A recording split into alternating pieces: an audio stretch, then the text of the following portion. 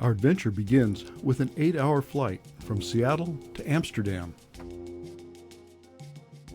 After a brief layover, we have an 11-hour flight over the length of Africa to Cape Town. On this trip, we'll be exploring South African wine country and 4 national parks in 3 countries. Hence the name, Wine and Wildlife. We arrive in Cape Town after 9 in the evening. We find our hotel and fall into bed. It's a beautiful clear day and Table Mountain is our first stop. We take the gondola ride to the top. The floor of the gondola makes 1 revolution each trip, so everyone gets a complete perspective. You don't have to ride, there's a trail up to the top too. The upper station is at 3,500 feet. The view of Cape Town below is obscured by the early morning haze. We get a good view of the Lion's Head and Signal Hill, also known as the Lion's Rump. Once on top, we enjoy the views. Beyond Lion's Head is Robben Island, where Mandela was imprisoned for 25 years. Down below is Camps Bay, a Tony suburb. Looking south are the 12 Apostles, which are actually 17 rocky headlands on the way to Cape Point. Table Mountain is made up of 500 million year old extremely hard sandstone. Table Mountain is home to wild things. Dassies, or rock hyraxes, are the most obvious. They're photogenic and patiently pose for the tourists. While they may look like marmots or groundhogs, their closest living relative is the elephant. Birds are happy up here too. The vegetation is sparse with flares of bright colors. We'll learn more about what makes this place unique at our next stop, which is the world-famous Kirstenbosch Gardens on the lower slopes of Table Mountain. The property was established as a botanical garden in 1913. Our guide Janice explains that botanists have identified 6 floristic kingdoms, areas of relatively uniform composition of plant species. The Cape Floral Kingdom is by far the smallest, consisting of only the Western Cape. The region's home to over 9,000 vascular plant species, of which 69% are endemic. Kirstenbosch is dedicated to promoting and conserving the region's unique indigenous flora. We wander through the gardens, taking in all the unusual plants. Even though it's winter here, there are plenty of blooms.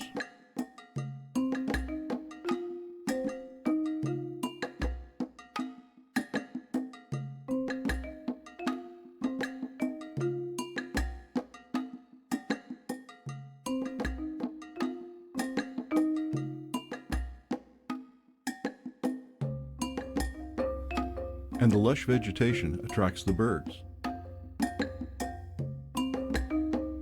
Sunbirds replace our hummingbirds here in Africa. The garden also has a collection of sculpture by artists of southern Africa. This rare yellow form of a bird of paradise is named Mandela's Gold. These camphor trees were planted by John Cecil Rhodes in 1898. In the conservatory are rare plants from the desert areas of South Africa.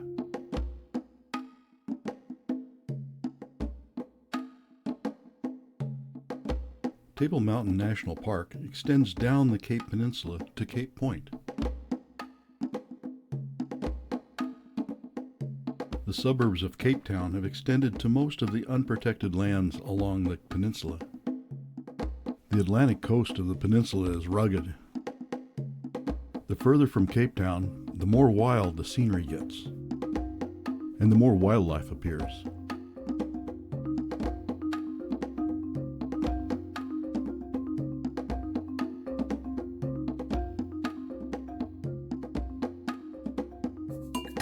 We have arrived at the southern tip of the Cape Peninsula, Cape Point. From here, we'll take the Flying Dutchman Funicular Railway to the Upper Lighthouse, The track is 1,900 feet long and gains 285 feet in elevation. The trip lasts about 3 minutes.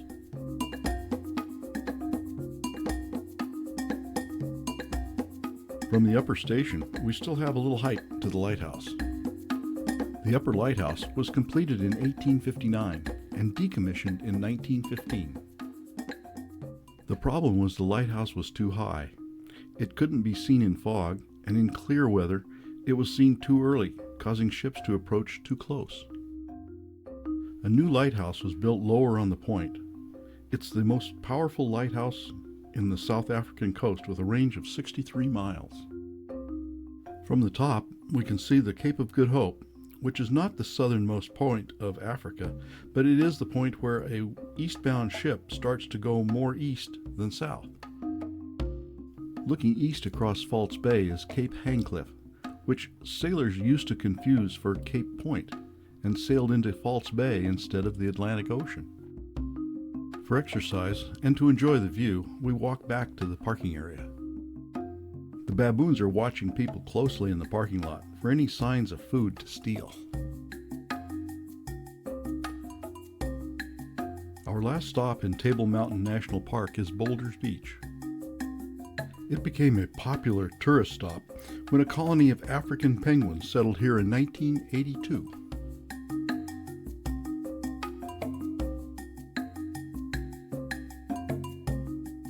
Set in the middle of a residential area, this is one of the few places where this endangered species can be observed close up in their natural habitat. From just 2 breeding pairs in 1982, the colony now numbers about 3,000 birds. These penguins are also known as jackass penguins for their donkey-like bray.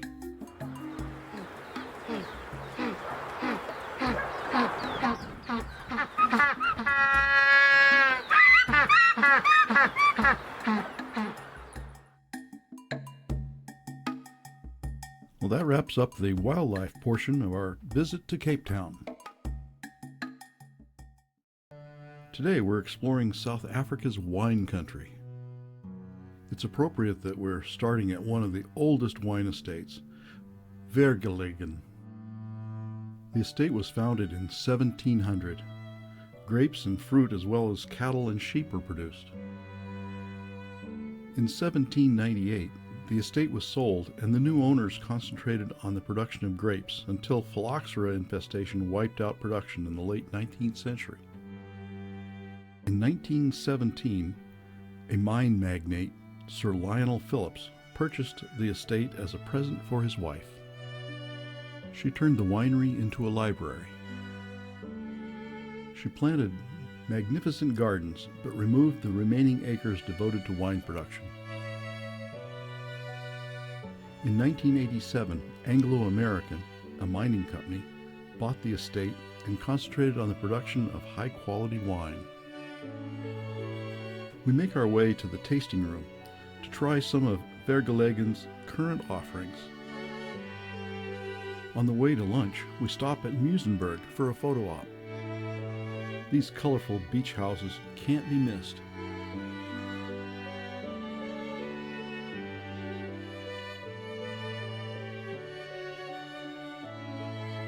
Then on to Kalk Bay, and a gourmet lunch at one of Cape Town's finest restaurants. Then on to Groot Constantia, the oldest wine estate in South Africa, established in 1685. The manor house is now a museum. But we want to taste more wine, and right next door is High Constantia. And Wolfgang's friend David von Niekerk, owner and winemaker, is waiting for us. We're introduced to David's wife, Karen.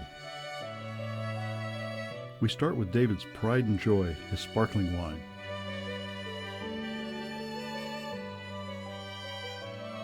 After tasting several of his Cabernet Franc, we sit down for dinner next to the fermenting tanks and the riddling racks. We finish dinner with a glass of dessert wine that was once a favorite of European kings and emperors. Somehow the day has disappeared. It must have been the wine. We're up early. We have one more day to explore Cape Town.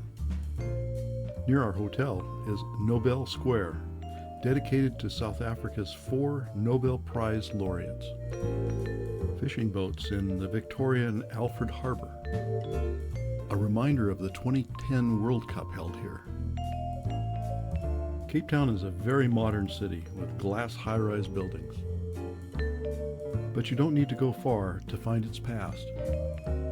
The old City Hall, built in 1905, is now used for cultural events. The Castle of Good Hope is the oldest existing colonial structure in South Africa. It's a star fort built by the Dutch East India Company between 1666 and 1679. This building is the home of the South African Parliament. There are plenty of churches. This is St. Mary's Cathedral. The cornerstone was laid in 1841. The Cape Townians love monuments.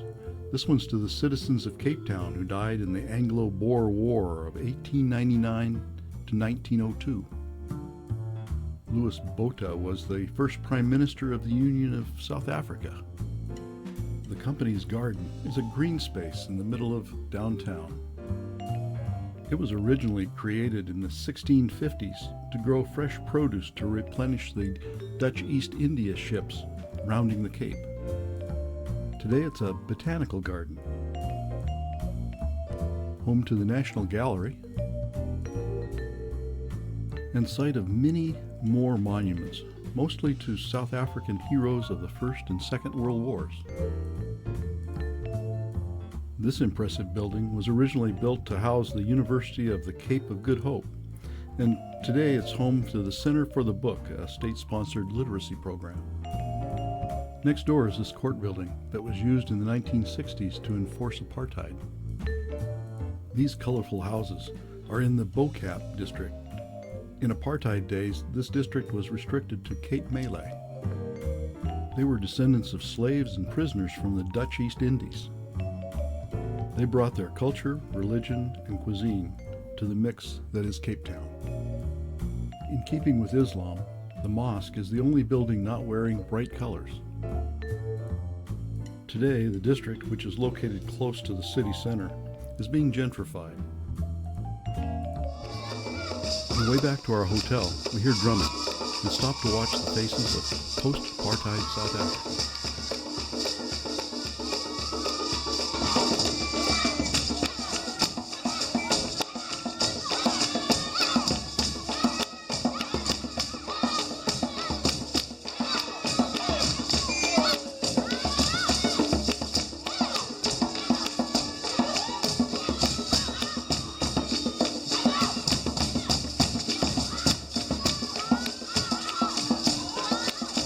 Then back to our hotel for dinner and packing for the next leg of our adventure.